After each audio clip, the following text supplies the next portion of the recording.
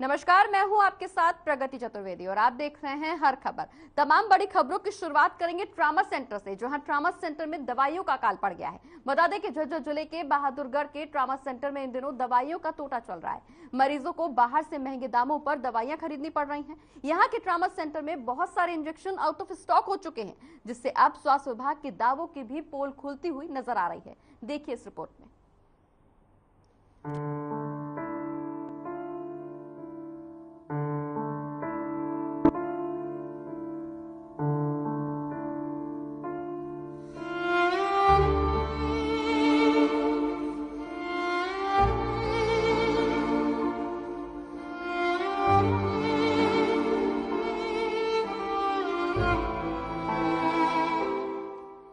Trauma centre में दवाइयों का अकाल, इंजेक्शन हुए आउट ऑफ स्टॉक। सुनो, दवाइयां बाहर से मंगवाओ। बहादुरगढ़ में दवाइयां हुई शॉर्ट। स्वास्थ्य विभाग की क्या है कथनी और क्या है करनी। अगर आपके अपने सरकारी अस्पताल में दवाइयां खत्म हो जाए तो क्या कहेंगे? अगर आपके अस्पताल के डॉक्टर विभागीय उदासीनता से परेशान होकर आपको अस्पताल के बाहर का रास्ता दिखा दे तो आप क्या कहेंगे? कहेंगे, कुछ तो जरूर कहेंगे। खैर, 2 फरवरी 2013 को बहादुरगढ़ में बने इस अस्पताल का उद्घाटन तत्कालीन मुख्यमंत्री भूपेंद्र सिंह हुड्डा ने किया था। लेकिन आज 2022 में इस सरकारी ट्रॉमा सेंटर में दवाइयों का टोटा है। ट्रॉमा सेंटर में मरीजों का इलाज तो किया जाता है, लेकिन तीमारदारों को दवाई बाहर से लाने के लिए कहा जाता है। दवाई दिवाना 80% ना इसका दर्द हो रहा है, पैर हमारी भी नाचते हैं दवाई को ना, और बुजुर्ग आदमी है। क्या कह रहे हैं? नो कह रहे हैं दवाई को ना बाहर से ले आओ। ऐसा नहीं है कि किसी खास परिस्थिति में दवाइयां बाहर से मंगवानी पड़ती है। ऐसी बातें तो बहादुरगढ़ के इस ट्रॉमा सेंटर के लिए आम हो चली हैं। आए दिन यहां इलाज कराने पहुंच रहे लोगों को बाहर से दवाई लाने के लिए कहा जाता है, और जो दवा या पेन किलर जैसे आम इंजेक्शन भी ट्रॉमा सेंटर के मेडिकल स्टॉक में नहीं है। और इन मामूली इंजेक्शन और कुछ जेनेरिक दवाओं को महंगे दामों पर बाहर से खरीदने के लिए मरीजों के तीमारदारों को अपनी जेब से मोटी रकम ढीलनी पड़ रही है। इंजेक्शन करें बाहर से लाने, पहला तीसरा करें, दूसरा और चौथा करें, यहाँ मिल जाएगा जो है पहला तीसरा बाहर से लाना। ट्रॉमा सेंटर में दवाओं की कमी के चलते यहां इलाज कराने पहुंच रहे लोग तो अपनों की जान बचाने के लिए कहीं न कहीं से दवाई तो ले आ रहे हैं, लेकिन अस्पताल में तैनात डॉक्टर संदीप से दवाइयों की कमी को लेकर बात की गई तो उन्होंने क्या कहा, वो भी आप सुन लीजिए। कुछ मेडिसिन है जो नहीं है हमारे पास, स्टॉक में अवेलेबल नहीं है, तो वो बाहर से मंगा रहे हैं। अदरवाइज जो अवेलेबल है वो इंजेक्शन हम यहीं से लगा रहे हैं। जो सबसे मेन हमारे पास अवेलेबल है, टाइक्लो नहीं है। पहले दूसरा इंजेक्शन कोशिश करते हैं हम, पेन रिलीव हो जाए, अदरवाइज नहीं होता तो मंगवाते हैं बाहर से। यहाँ कई पेशेंट हमने बात भी की, उन्होंने कहा यहाँ है ही नहीं कोई भी। कोई तो पेशेंट के बोलने से तो नहीं है, कुछ इंजेक्शन है जो नहीं है हमारे पास में। तो सुना आपने, डॉक्टर साहब के मुताबिक अस्पताल में दवाओं की कमी है और कुछ दवाएं स्टॉक में भी हैं, लेकिन यहां आ रहे ज्यादातर मरीजों को दवाएं तो बाहर से ही खरीदनी पड़ रही है। जाहिर तौर पर स्वास्थ्य विभाग के दावों को पोल खोलने के लिए इतना ही काफी है। बहादुरगढ़ से हर खबर के लिए सुमित थारन की रिपोर्ट।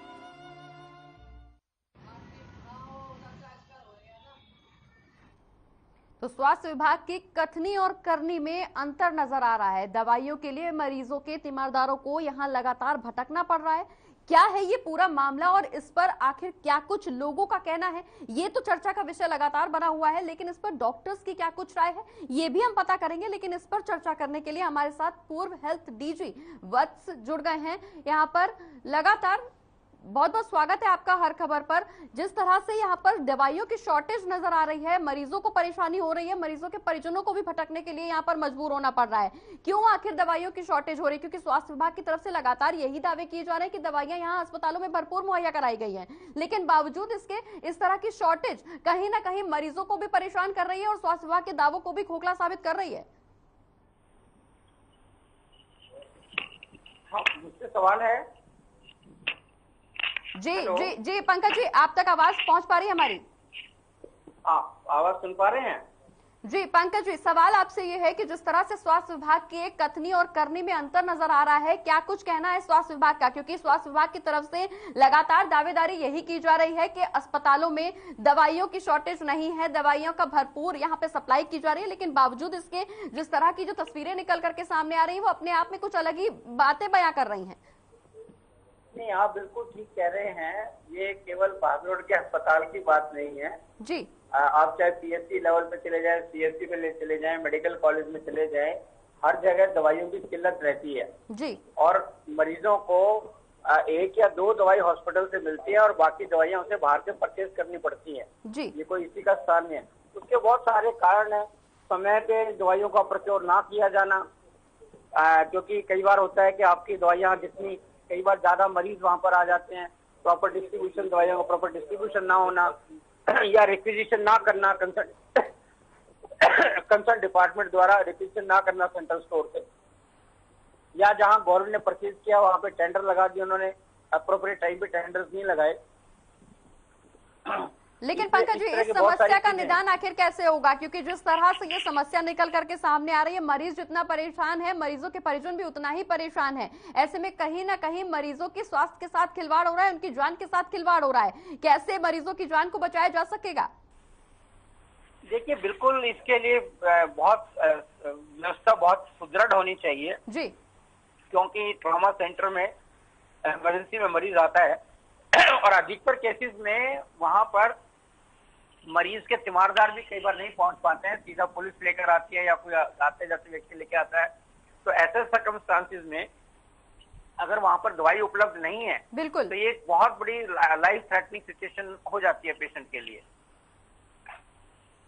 बिल्कुल पंकज जी, लेकिन इस तरह की सिचुएशन से बाहर कैसे निकला जाएगा? क्योंकि जिस तरह से स्वास्थ्य विभाग की तरफ से दावे किए जा रहे हैं और अब आखिरकार ट्रॉमा सेंटर में जो दवाइयों का अकाल पड़ा है, खामियाजा सिर्फ और सिर्फ मरीजों को भुगतना पड़ रहा है। इसके लिए स्वास्थ्य विभाग आगे क्या कुछ एक्शन लेगा? देखिए, अभी मई का महीना है, मार्च में अप्रैल में बजट बंद हो जाता है, फिर बाद में बजट आते आते उसमें समय लगता है, इसलिए प्रोक्योरमेंट में दिक्कत होती है जी। तो मेरा यही आपके चैनल के माध्यम से अधिकारियों से अनुरोध रहेगा कि वो जल्दी से जल्दी इनका प्रोक्योरमेंट करें और एक ऐसा सुदृढ़ सिस्टम बनाएं कि समय रहते हुए वहां पर दवाइयां उपलब्ध हो सके।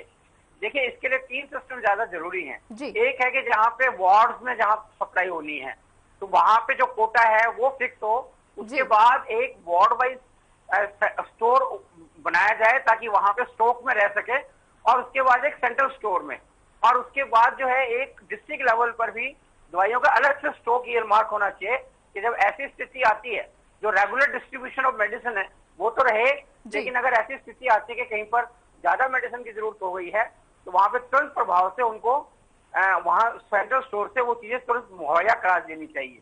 तो इस तरह का 3-4 टायर सिस्टम अगर बनेगा तो ये ज्यादा अच्छा रहेगा। बिल्कुल पंकज जी, जिस तरह के सिस्टम आप बनाने की बात कर रहे हैं, हालांकि उसको अमल में लाने के लिए स्वास्थ्य विभाग की कटिबद्धता बेहद जरूरी है, लेकिन जिस तरह से स्वास्थ्य विभाग का यहाँ प्रोटोकॉल है, प्रोसीजर है, उसके हिसाब से दवाइयां जो यहाँ पर ट्रॉमा सेंटर में बांटी जाती हैं, उसके अलावा से भी स्टॉक अलग से रखा जाता है। ऐसे में इतने कम समय में दवाइयां आउट ऑफ स्टॉक होना कहीं ना कहीं स्वास्थ्य विभाग को भी सवालों के घेरे में खड़ा कर रहा है। ये तो स्वाभाविक रूप से सवालों के घेरे में तो आ ही गई है जी, क्योंकि अगर आप समय पे दवाइयां नहीं मिल रहे हैं, पेशेंट परेशान हो रहे हैं, तो जनता को तुरंत इसका प्रभाव नजर आ रहा है। तो ऐसे में प्रयास तो यही रहने चाहिए कि जल्दी से सुचारू रूप से व्यवस्था हो।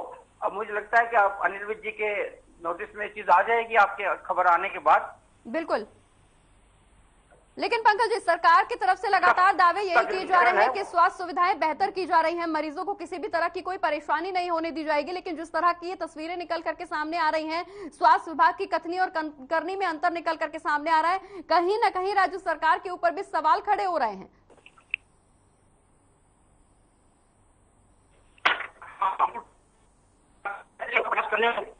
ये सेंट्रल स्टोर सिस्टम क्या है कि पहले पावर जो है वो लोकल अधिकारी होनी चाहिए, लोकल अधिकारी भी अपने रिक्वायरमेंट के अनुसार जो है तो दवाइयों को लोकल लेवल पे भी प्रोक्योर व्यवस्था जो है वो सरकार को करनी चाहिए, चाहे वो सिविल सर्विस पावर या